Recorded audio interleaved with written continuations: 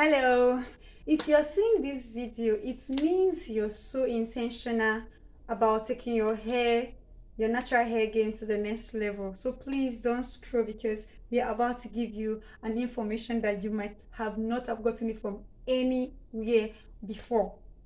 Don't forget to follow us, like, and comment on all of our video when you come across them. Okay, so let's dive into the video for today.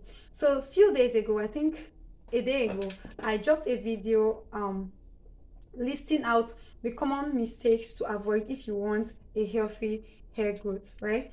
So, and I made a promise that I was going to come back to explain and give a detailed explanation, brief explanation rather, to those listed mistakes.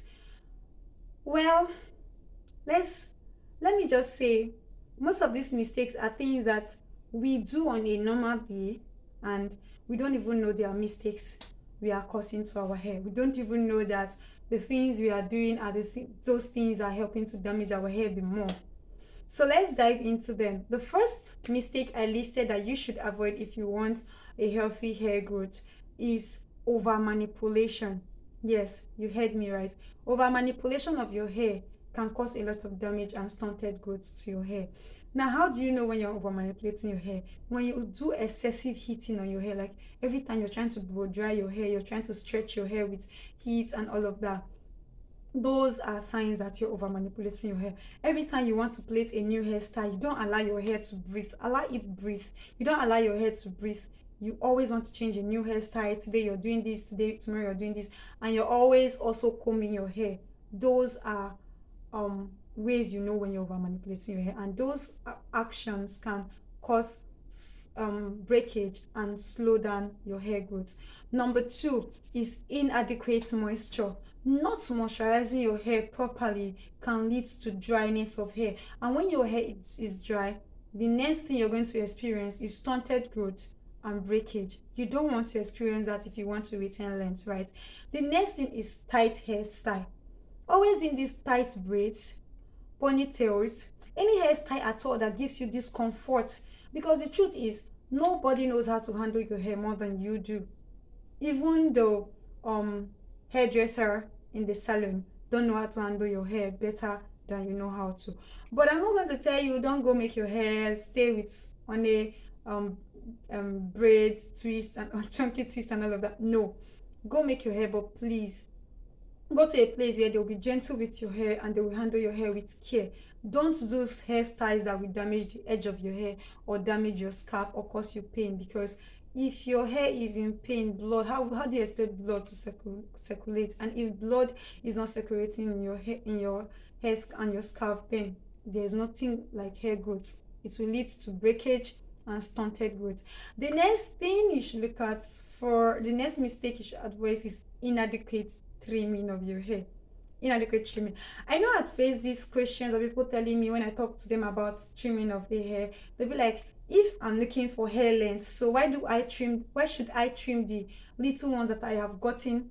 I mean, does it make any sense? Of course not. It does not make any sense if you look at it literally like that.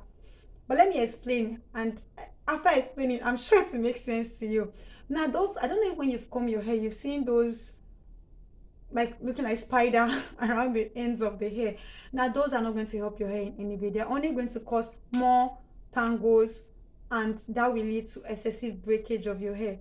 So you don't want that to happen, right? So observe your hair and know when they are split end.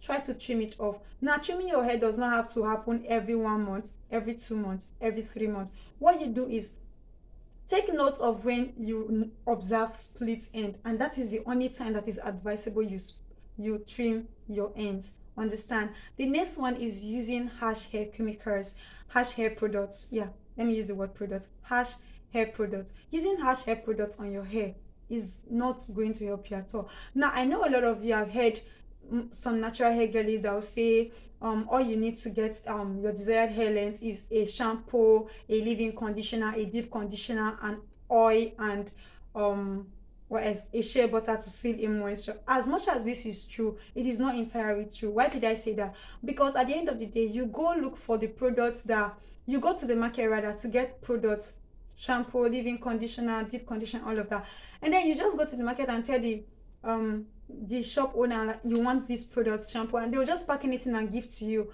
and you don't even know the chemicals that should be contained in the product that you should use for your natural hair, and you go home and then you're causing damage to your hair rather than helping the hair grow. Now, so for that reason, let me just give you a tip of the kind of chemicals you should look out for. When you see these chemicals in any of the products you want to buy, run away. I say run. What did I say? Run away. Don't even wait. Just run.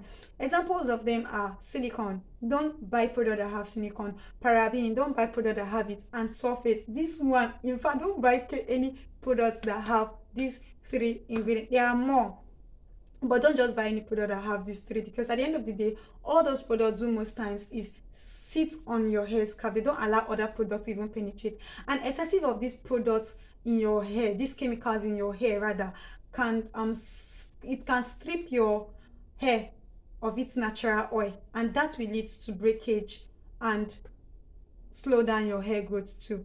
The next thing you should look out for is not being gentle when combing your hair.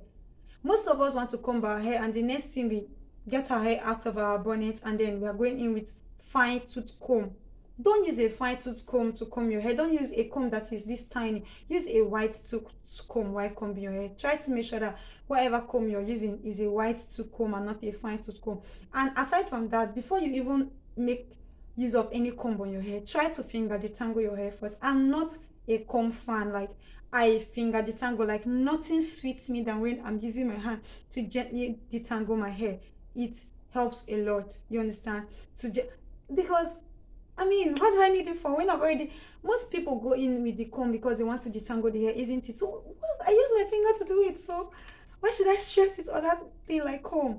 But that's you. Do what's best for you, understand? But make sure you're gentle while doing it. Next thing is not getting a regular hair check. And no, I don't mean you should go to the hospital to get a regular hair check from a doctor. I'm not saying that. What I mean is, while you're in the house, while you're caring for your natural hair, while you're caring for your locks, always make sure you check out for your split end. If your hair volume is increasing, your hair texture, you understand your hair porosity, because hair texture changes, hair thickness changes. These are different things. I've told you before, there's difference between hair type and hair porosity. I'm going to explain this in my subsequent videos, but just keep on checking, because at the end of the day, if your hair thickness changes, there might be a need for you to change chemicals. I mean, there might be a need for you to change products. Understand? So take note of that. Last but not the least is detangling of your hair when it is dry. Who does that? Are you guilty? If you're guilty, stop it. Don't ever detangle your hair when it is dry. Make sure you go in with a liquid first, either your hair tea or normal water. Just go in with it first to make sure that your hair is moisturized, your hair is moist, and then you go in with either your oil or your leave-in conditioner. Use that to detangle your hair. Don't just detangle your hair when it is dry. Do it and thank me later. Bye.